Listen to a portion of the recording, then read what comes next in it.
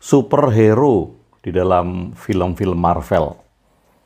Apakah itu hanya fiksi mereka, ataukah itu beneran ada?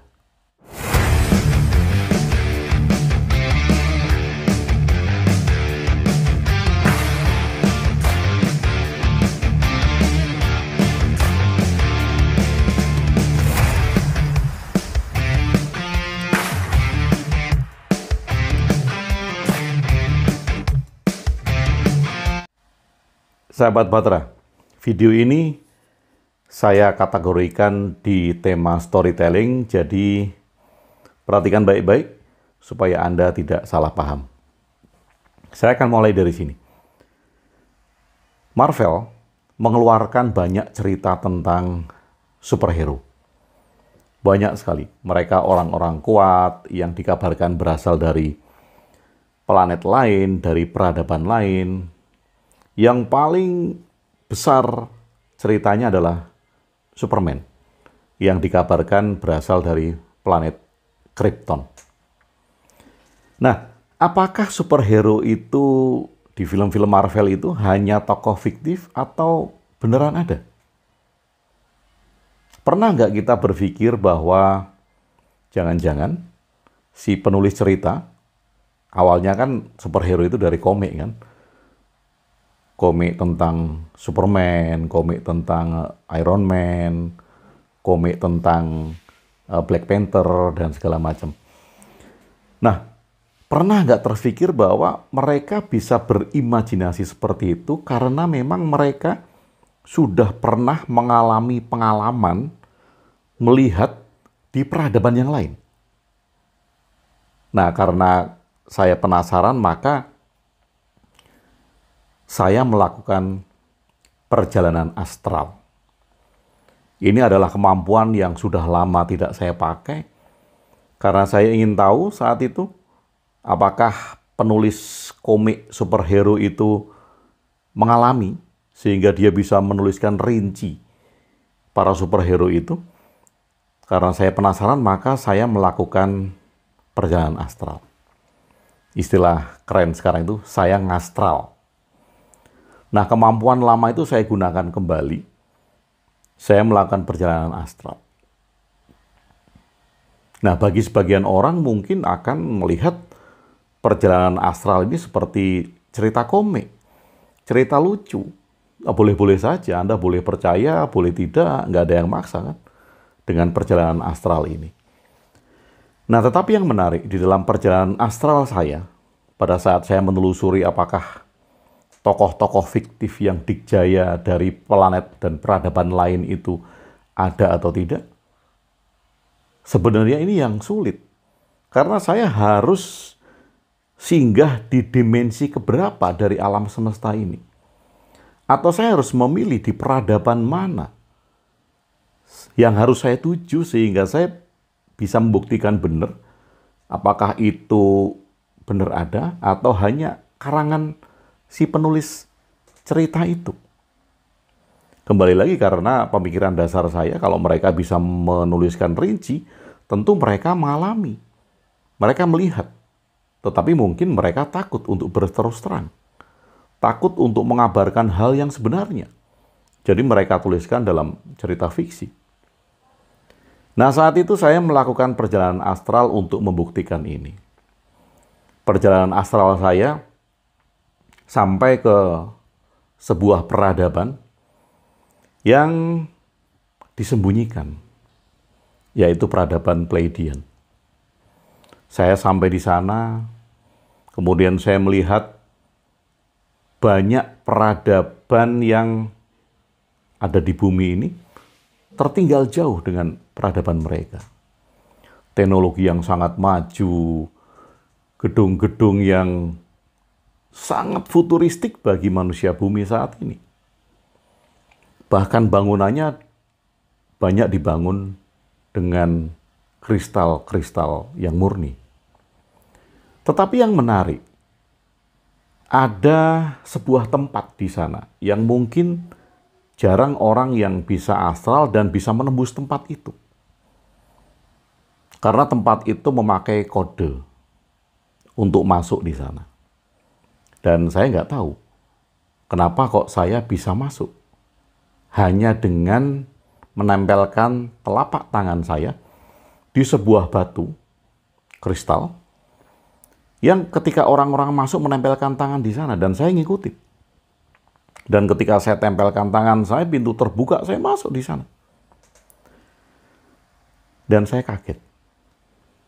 Di sana tempat berkumpulnya apa yang orang-orang bumi saat ini mengenalnya sebagai cerita fiksi, yaitu para superhero. Superhero di Marvel, superhero di DC, semuanya kumpul di sana. Dan saya mengajak ngobrol salah satunya. Karena rasa penasaran saya, dan ternyata mereka juga nggak kaget. Yang menghampiri saya adalah satu sosok yang tinggi kekar dengan memakai jubah yang kita kenal saat ini sebagai Superman. Dia tanya kepada saya, "Aku sudah menunggumu lama." Saya kaget. Menungguku? Ya, kamu bisa masuk di sini karena kami semua sudah menunggumu. Ada barcode di dalam dirimu sehingga kamu bisa masuk ke sini. Waduh, kaget saya. Saya nggak tahu kapan barcode itu dipasang di tubuh saya. Kemudian saya tanya, kenapa kok saya ditunggu? Ya karena kamu yang memahami kami semua. Loh, jadi kalian ini ada? Tanya saya. Orang yang memakai jubah merah dengan kulit warna biru. Itu mengatakan, ya kami ada. Sesekali kami mengunjungi planetmu, bumi. Tetapi tidak ada orang yang tahu. Satu orang yang pernah kami temui, yang kalian kenal sebagai penulis awal cerita-cerita fiksi kami. Dan dia juga tidak menjelaskan terus terang karena dia takut. Dia hanya menjelaskan dalam bentuk fiksi. Oh, pantas, jawab saya. Ternyata kalian disembunyikan. Mengapa kalian bersembunyi dan tidak terus terang kepada planet kami? Nah, si orang ini bilang bahwa belum saatnya kami berterus terang muncul di planet kamu. Karena ketika kami muncul terus terang di planet kamu, kami akan dianggap iblis. Kami akan dianggap setan. Kami akan dianggap dajjal dengan kemampuan kami. Kami bisa merekayasa genetika, kata salah satu tokoh itu. Bahkan kemudian ada yang bilang bahwa kami punya kekuatan untuk mengubah waktu dan ruang. Wah, ketika dia ngomong gitu, saya langsung mengenalinya. Itu Dr. Strange. Tetapi mereka tidak berparas yang sama seperti yang di film. Oh jelas, karena film itu adalah rekayasa personal. Muka mereka tidak sama. Tidak seganteng atau bahkan tidak ganteng seperti di film-film. Bahkan wajah mereka itu cenderung seperti bukan manusia karena mereka dari peradaban lain. Tetapi apa yang mereka pakai sama. Yang berkulit biru dengan jubah merah. Oh, ini jelas manusia Krypton. Dan mereka mengatakan memang kami belum waktunya untuk berada di planetmu karena kami akan dianggap sebagai iblis, sebagai dajjal, sebagai setan jahat karena kami mempunyai kekuatan yang tidak dipahami oleh manusia bumi saat ini di planetmu. Bahkan ketika kami mempunyai teknologi pikiran untuk melipat ruang dan waktu, masuk ke perjalanan-perjalanan multi alam semesta, itu nggak dipahami oleh orang-orang di tempatmu. Waduh, bahaya sekali nih. Kalau sampai bahwa kalian itu ada seperti ini, kata saya. Ya, maka dari itu kami belum menampakkan diri. Dan inilah saatnya kamu datang ke sini, katanya. Oh, kenapa kok ini saatnya? Apa yang harus saya sampaikan? Kemudian si pemimpin ini, orang dengan tubuh biru dan berjubah merah, manusia Krypton, mengatakan, sampaikanlah hal-hal yang baik. Berbuatlah baik karena bumi harus dijaga. Bumimu harus dijaga. Kamu harus memelihara bumi. Kamu harus mencintai sesama supaya tidak terjadi perang. Karena kalau itu terjadi dan kami harus turun tangan, maka peradaban akan mengalami revolusi, kata dia. Jadi jangan sampai kami turun ke planetmu, maka kamu jaga mulai dari sekarang. Jaga peradaban bumimu, jangan merusak bumi, jangan menyebabkan pertikaian. Itu pesannya. Jaga lingkungan, supaya tidak terjadi longsor, supaya tidak terjadi banjir. Itu pesan kami, katanya. Jadi jangan sampai ada orang yang menyebabkan perang besar sehingga kami harus datang, kata dia. Kalau kami harus datang, itu akan terjadi perubahan peradaban yang besar. Karena kami semua, dia menunjuk beberapa orang yang ada di situ, dan dari bentuknya, bukan dari parasnya, tapi dari bentuknya saya mengenali mereka sebagai tokoh dari Marvel. Kalau kami sampai datang, kalau kami sampai harus datang ke planetmu, berarti itu adalah perubahan peradaban. Makanya kamu bertugas untuk menjaga bumi, menjaga lingkungan, menjaga tidak saling merusak, menjaga tidak saling perang, kata tokoh itu. Dan saya berterima kasih kepada tokoh tersebut yang sudah menerima saya di peradaban mereka. Kemudian mereka mempersilahkan saya pulang. Tapi satu hal yang kemudian saya sampaikan kepada mereka, saya tanya balik untuk meyakinkan saya. Jadi kalian benar-benar ada? Mereka menjawab, ya, kami ada. Kami dari peradaban lain, dari planetmu, dan kami tinggal di sini. Sesekali kami datang ke planetmu, tapi mereka tidak mengenalinya. Yang kami temui pertama kali sudah mendeskripsikan dalam bentuk fiksi dan ternyata itu yang diyakini sebagai orang-orang sekarang yaitu fiksi. Nggak nyangka. Kemudian saya balik lagi dari perjalanan astral saya. Saya balik lagi ke sini, ke dimensi bumi, dan saya kaget. Ternyata mereka ada di peradaban lain. Mereka itu tokoh-tokoh yang nyata di peradaban lain.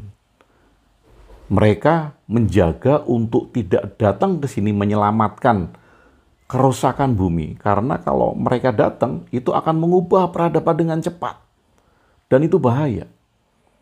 Maka pesan dari mereka, kita jaga bumi, kita jaga lingkungan, kita jaga supaya tidak ada pertikaian. Jangan sampai mereka memaksakan datang dan pengaruhnya sangat luar biasa.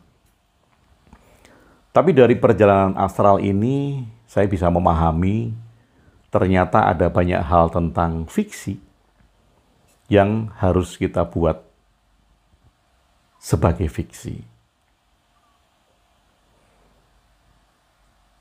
Keberadaan mereka yang nyata di peradaban lain, di dimensi lain, di galaksi lain, tidak bisa secara terus terang digambarkan sebagai kondisi yang faktual. Mereka harus diceritakan dalam bentuk fiksi. Dan teman-teman, itulah pengalaman astral saya untuk menyelidiki tentang superhero-superhero bikinan Marvel yang dengan rincinya Ketika orang bisa menuliskan itu dengan rinci, pastilah dia pernah mengalami hal itu. Dan sekali lagi saya kaget kalau ternyata di peradaban lain, di semesta yang lain, di dimensi yang lain dari planet bumi ini, mereka ada di sana. Dan ini tentu saja hanya bisa ditemui dengan kemampuan perjalanan astral. Dan kemampuan perjalanan astral untuk menembus ke dalam ruang mereka juga harus dilakukan oleh orang-orang yang memang mempunyai barcode untuk masuk di peradaban itu. Jadi peradaban Pleiadian memang mempunyai ruang-ruang yang khusus. Ada orang yang melakukan perjalanan astral hanya bisa di bagian luar. Mereka yang mempunyai barcode khusus bisa masuk ke dalam. Nah, mereka yang diberikan barcode ini tentu saja itu adalah orang-orang spesial untuk ke sana. Dan cerita ini mungkin seperti cerita komik. Anda menganggap bahwa ketika perjalanan astral di sana bertemu dengan Superman, bertemu dengan Iron Man, bertemu dengan Black Panther, bertemu dengan Shazam, bertemu dengan Batman, bertemu dengan Flash, bertemu dengan Fantastic Four, bertemu dengan Captain America, dan manusia-manusia yang kita kenal di dalam film itu mempunyai kekuatan super, yang ternyata itu adalah teknologi dari peradaban mereka yang lebih maju dari kita. Mudah-mudahan cerita saya ini tidak dianggap sebagai cerita cerpen, karena perjalanan astral itu kalau diceritakan seperti mimpi ya, seperti cerita ngayal. Tapi sekali lagi Anda boleh percaya, boleh tidak. Anda percaya itu juga nggak bikin saya untung, Anda nggak percaya itu juga nggak bikin saya untung. Yang jelas, video ini bertajuk storytelling. Semoga Anda paham majas-majas dalam bahasa ketika kita mau menceritakan sesuatu. Dan inilah gaya saya dalam melakukan storytelling dengan majas bahasa tertentu. Semoga Anda memahami dan Anda bisa menikmati cerita ini. Terima kasih sudah bersama saya, Agung WB, yang baru saja turun dari peradaban Pleiadian.